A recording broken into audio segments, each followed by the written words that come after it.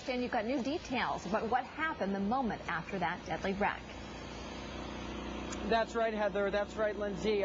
First, let's start with what's happening right now. This area looks a lot different than the tragic scene that we first came out here and saw Monday morning. If you look behind me, the fence that the car went through has now been patched over. If you look over right now, Florida Department of Transportation actually has crews on scene right now working to repair this fence. What they're working to do is actually fix this cable barrier system.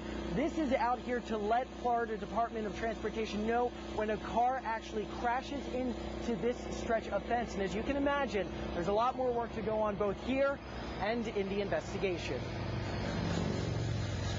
It's an unimaginable horror.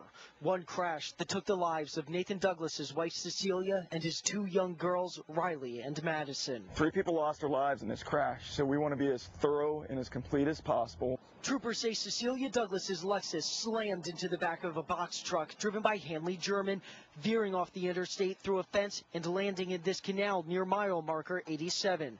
30 minutes went by before anyone could rescue the mother and her 2 young girls. 2 days later, Florida Highway Patrol continues their investigation. It can take upwards of 30 to 60 days, and we're going to interview any witnesses that were involved, any parties that are involved with the crash. We're, of course, going to examine any roadway evidence, any physical evidence.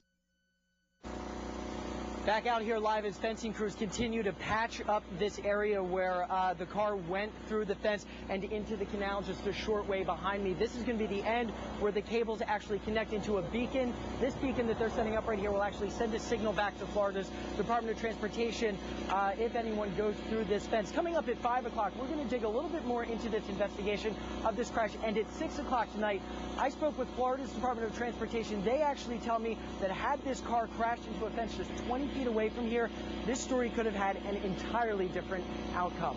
For now, we are live along Alligator Alley. Joe Roetz, NBC2. And Joe, too, with that team coverage, we do have a crew in Miami right now working to track down the 3 people who were in that box truck involved in that crash. Reporter Gabby Fleischman spoke